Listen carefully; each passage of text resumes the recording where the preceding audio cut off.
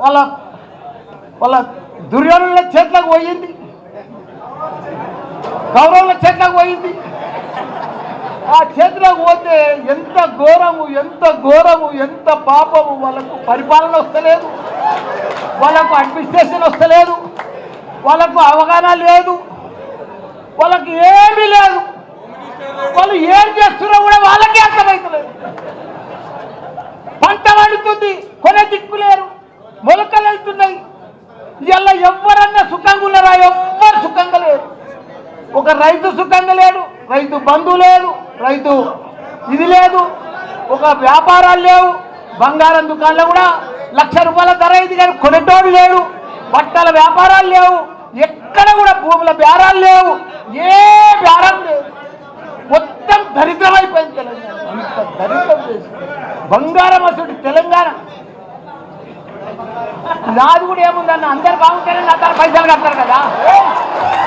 ఇప్పుడు అందరు బాగా పంటలు పండి పైసలు వస్తేనే కదా నాకు బాగా అడ్మిషన్స్ జరుగుతాయి. అంత ప్రాబ్లం ఉంది. భయపడేది ఏం లేదు. 3 ఏళ్ళు లోపే పట్టుండ్రి. 3 ఏళ్ళు అయితే మన రాజ్యమే వస్తుంది, మన కేసీఆరే వస్తాడు. మనకు ప్రాబ్లం లేదు.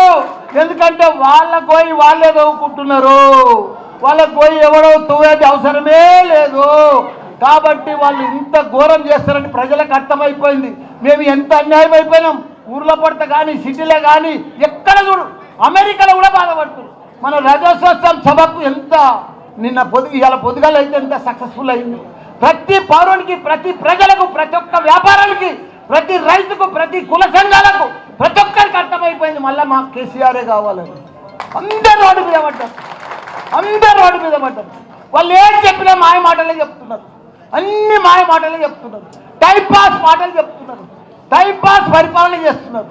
వాళ్ళు ఇట్లనే పొద్దు కూడా కొట్టేస్తారు. ఈ 3 ఏళ్ళు అందరికి అర్థమైపోయింది. వాళ్ళు ఏమి ఇయ్యరు, పెద్ద పెద్దగా ఇస్తామని ఇంత పెద్ద లిస్ట్ చెప్పారు, కానీ ఒక్క లిస్ట్ కూడా కంప్లీట్ చేయరు. వాళ్ళు చెయ్యలేరు, వాళ్ళతో కాదు, వాళ్ళతో పరిపాలనే కాదు. అట్టని ఫ్లాప్ అయిపోయింది ఈ ప్రభుత్వం.